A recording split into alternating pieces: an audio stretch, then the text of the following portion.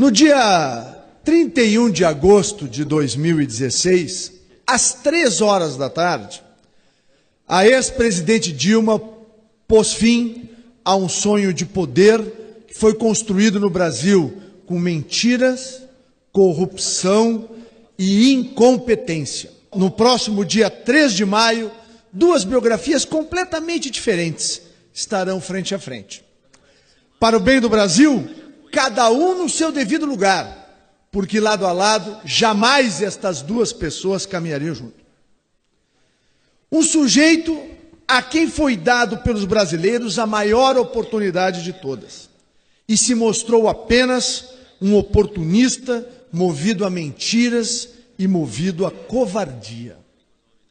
Do outro lado, um cidadão que se preparou, e em todas as vezes que o Brasil pediu a sua ação, ele não hesitou e cumpriu a sua tarefa com uma coragem ímpar.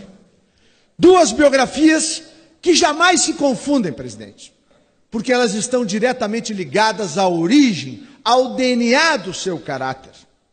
No primeiro caso, a ausência completa de caráter. E no segundo caso, um homem de princípios, portanto, completamente distintos.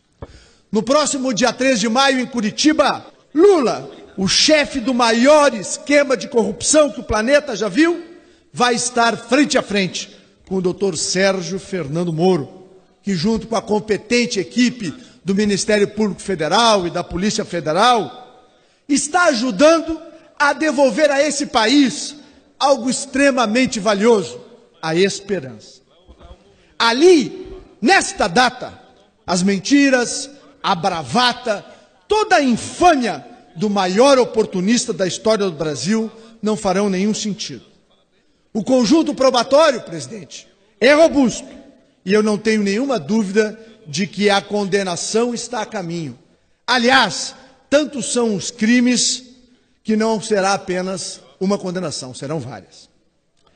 Chegou a hora de Lula se confrontar com algo que passou muito longe da sua vida, da vida de mentiras, que Lula praticou desde a época de líder sindical. Ele vai ter que ser confrontado, presidente, com a verdade. O líder grevista que na década de 70 agitava os trabalhadores na porta da fábrica e depois se reunia com a direção escondidinho para fazer os acordos e os acertos. O sujeito que recebe do governo brasileiro uma aposentadoria, porque esteve, entre aspas, na prisão, mas dormia no sofá do delegado Tuma e lá entregava a companheirada para poder salvar a própria pele. O único presidente do Brasil que enriqueceu a si, ao seu bando e à sua família. Ou alguém aqui esqueceu que o Lula disse que o Fabinho é um Ronaldinho dos negócios, porque ele do dia para a noite ficou rico. E aí, agora, a PGR aponta e denuncia o outro Ronaldinho da família Lula, o Luiz Cláudio, que fez falcatruas e no questionamento dos procuradores, escuta, mas por que foi aquele recurso? Cadê o trabalho de marketing? Nunca teve, nunca houve, nunca fez marketing coisa nenhuma. O que fazia era, em conluio com seu pai, desviar dinheiro público para favorecimento pessoal. Mas voltemos ao ano de 2002. E é sempre bom lembrar que para chegar à presidência da República, Lula se travestiu de paz e amor, que havia uma evolução como ser humano do líder radical dos anos 70, um homem que se apresentava para a sociedade brasileira lá em 2002 como um ator político preocupado com o dia a dia da nação. Sempre foi o mesmo mentiroso e covarde dos anos 70. A mudança foi apenas na estética e no tom da voz, lideradas pelo marqueteiro de plantão, presidente, o Duda Mendonça, que acabou de fechar a delação premiada e vai entregar todas as maracutaias que Lula aprontou no período em que Duda Mendonça era o grande pensador, entre aspas, do governo petista.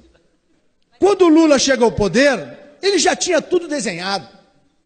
Tudo começa no Foro de São Paulo, na década de 90, onde os partidos de esquerda da América Latina, inspirados por Fidel Castro, liderados por Dirceu, Lula, Marco Aurélio Garcia, através do Foro de São Paulo, montam uma estratégia para criar na América Latina a grande pátria bolivariana do comunismo latino-americano.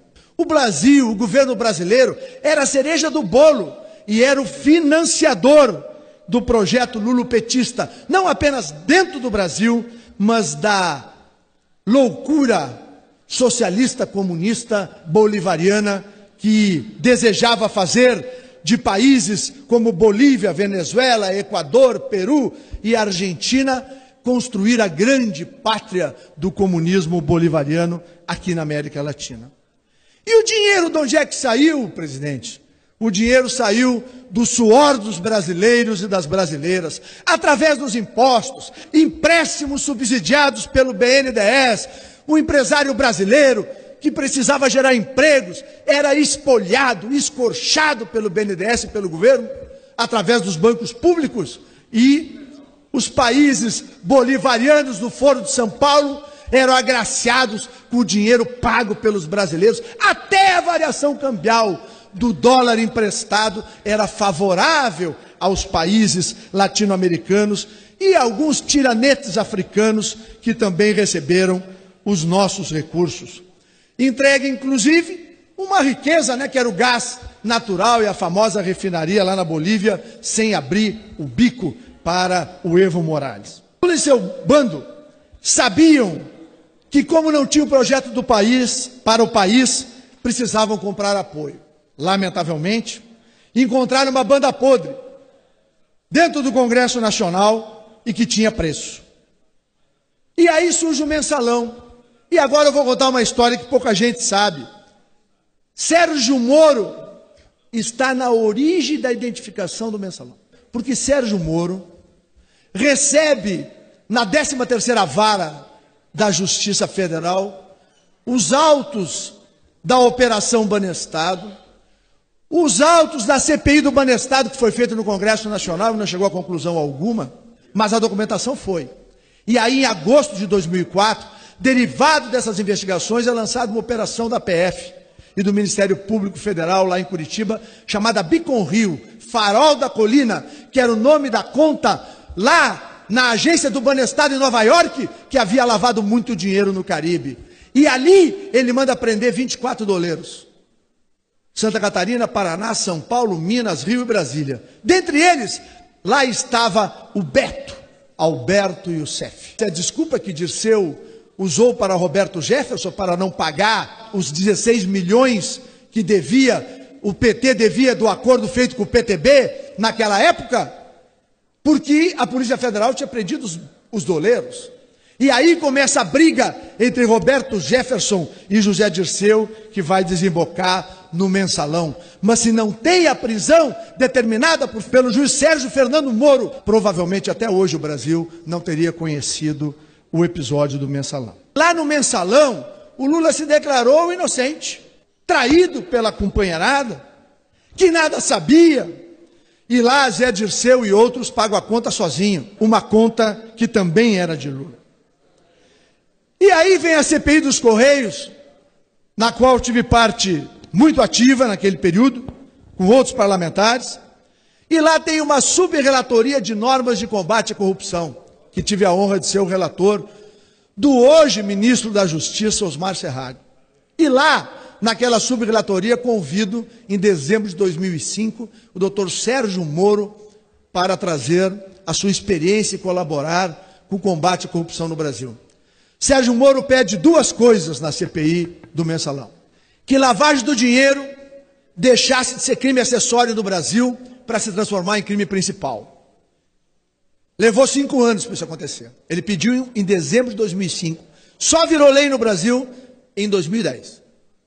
Aí ele pediu outra coisa, que é as delações premiadas, que já era a colaboração premiada, que já era lei no Brasil desde a década de 90, fosse atualizada nos padrões internacionais, fosse bem regulamentada, porque ela não era eficaz no Brasil. Levou 7 anos, ficou pronto somente em 2012. Mas estabeleceram a grande diferença entre o mensalão, se tinham poucas condições de investigação, e o hoje Petrolão. Essa gente que foi para a cadeia, esse lote de delações premiadas que nos fez enxergar toda esta maracutaia, toda esta roubalheira, toda a desfaçatez, todas as atitudes criminosas da máfia da Estrela, só foi possível porque a lavagem de dinheiro se transformou em crime principal e por isso as condenações de 150, 200 anos, porque cada operação ela pode ser ao arbítrio do juízo definida de 2 a 12 anos, e a colaboração premiada, que faz com que o criminoso de dentro da organização acabe contando toda a história que lá aconteceu. E é importante lembrar, quem faz a primeira delação e revela toda a amplitude do Petrolão é Paulo Roberto Costa. E aqui, deputado Pompeu de Matos, um detalhe que Vossa Excelência e muitas pessoas no Brasil desconhecem. Paulo Roberto Costa, e eu fui checar isso, nunca foi filiado ao PP, nunca pisou num evento do PP ao longo de toda a sua história pregressa. Até que Lula faz um acordo com Janene, Pisolato e Pedro Corrêa, dizendo que vai entregar a diretoria de abastecimento para o PP e sugere o nome de Paulo Roberto Costa. E mais, quando Janene, Pisolato e Pedro Corrêa vão ter com o Paulo Roberto, dizem a ele que tem a autorização do presidente para ter acesso à lista das empresas que contratavam com a Petrobras. Então não é verdade que o Paulo Roberto se sustentou por conta de uma imposição do PP. Tanto é que depois, tanto o PT quanto o PMDB sustentam Paulo Roberto, quando a bancada do PP tem algumas fragilidades para fazer essa sustentação. E veja, uma coisa muito importante, o Lula condecorou o Paulo Roberto Costa. O Lula chamava o Paulo Roberto Costa nas reuniões palacianas de Paulinho.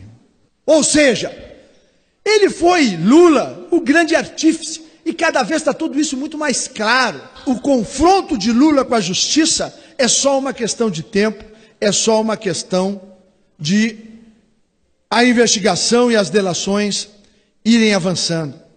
Da mesma forma, eu quero lembrar aqui os fundos de pensão. O PT, por tanto tempo, dizia que defendia, dizia que protegia, destruiu postalhos do Correio, praticamente destruiu a Previ, tem problemas na Petros, a FUNCEF tem dificuldades por conta do parasitismo lulopetista nesses fundos de pensão. E aí, eles inventaram algo que vai às raias da loucura, que é a Sete Brasil. A Sete Brasil era para produzir 40 e tantas sondas, cada uma custa $500 mil a operação, fora o custo de produção. Imagina 2% em cima de $500 mil dia, multiplicado por 40, multiplicado por enquanto tivesse petróleo no subsolo brasileiro. Era mina de ouro para financiar a quadrilha petista e a mina de ouro para enriquecer Lula, o seu bando e o Foro de São Paulo e o projeto bolivariano aqui na América Latina.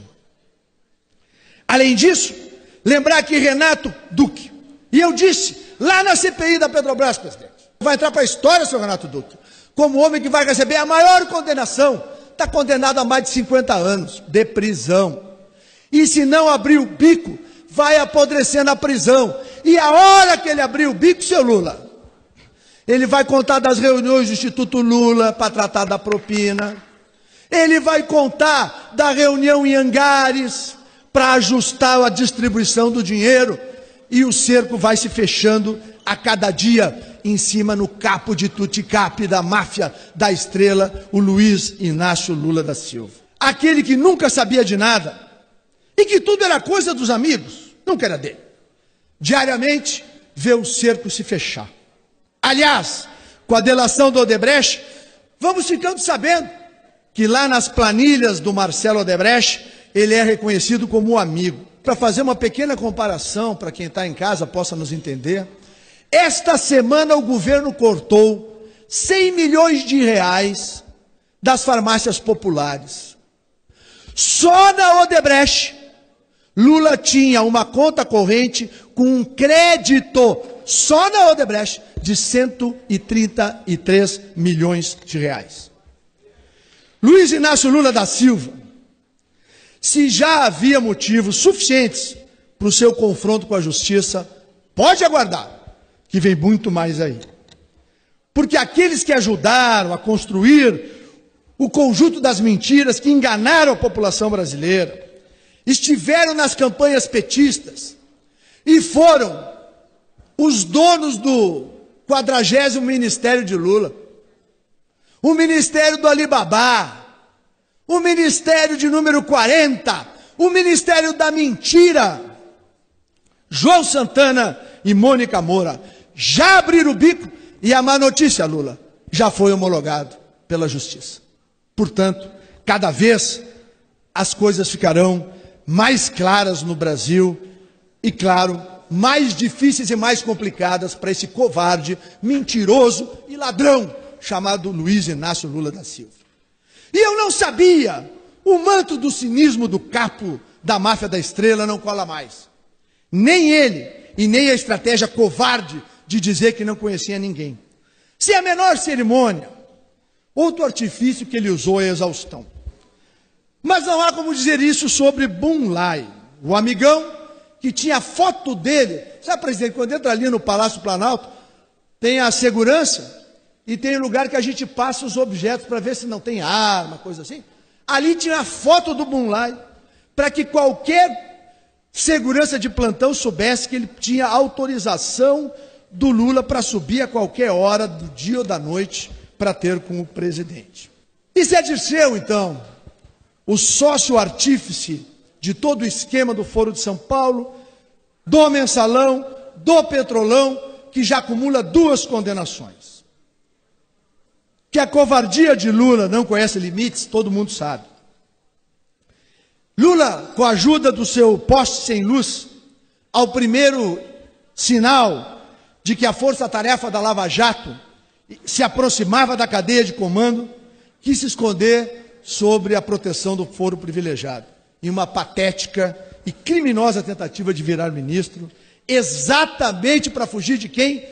Do doutor Sérgio Fernando Moro, a alma do bem que vai enfrentar o símbolo do mal no país chamado Brasil. Mas nada deu certo, como a gente sabe a história. Também não adiantará nada fazer como daquela vez que Lula foi pilhado dizendo que ia cercar o prédio da Justiça com 50, 60 ou 100 pelegos movidos a pichuleco para bater nos coxinhas. Porque ali, presidente, naquela mesa, no dia 3 de maio, lá, estará sentado o doutor Sérgio Moro, que tem o apoio de dezenas de milhões de brasileiros. Não há saída, Lula. Se é que tu conhece o significado, e se te resta algo, tem um mínimo de dignidade. Desça desse pedestal imaginário, Luiz Inácio. Já não lhe cabe qualquer distinção que não seja a de chefe de organização criminosa ou capo da máfia da Estrela, que saqueou este país, que jogou no colo dos brasileiros, presidente, 13 milhões de desempregados, com a queda da qualidade de vida das pessoas, com a insegurança pública por falta de investimentos e com o cerceamento de um direito fundamental à legítima defesa, que foi feita através do Estatuto do Desarmamento, que impede o cidadão de bem de se proteger no Brasil. O governo Lula começou uma era onde o governo dá a garantia para o bandido de que o cidadão e a cidadã não têm capacidade nenhuma de defesa. Então, estão aí os índices de criminalidade para mostrar e para provar de que as pessoas que defendem a revisão do Estatuto do Desarmamento estão certas. Que tivemos um único referendo na era Lula. onde 64% da população brasileira disse que queria manter o direito à legítima defesa. E o que fez Lula? Ignorou solenemente a vontade popular. Mais uma mentira de Lula e de sua quadrilha.